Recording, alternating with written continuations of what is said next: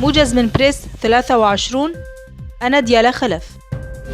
اعتقال منظمي اعتصام المجلس الوطني الكردي من قبل الأسايش التابعة للإدارة الذاتية في مدينة عمودة، حيث قالت الأسايش في بيان لها أن سبب الاعتقال يعود إلى تعرض حياة المتظاهرين للخطر.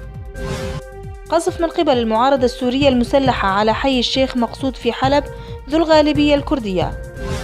البيشمركة تبدأ المرحلة الأولى من تحرير سهل نينوى بإشراف رئيس الإقليم مسعود البرزاني.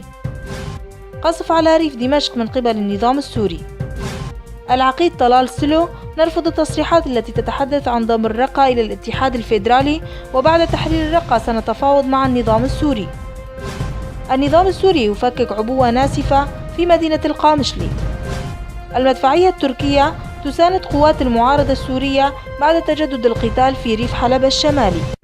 للمزيد من المعلومات والأخبار يرجى زيارة موقعنا www.press23.com.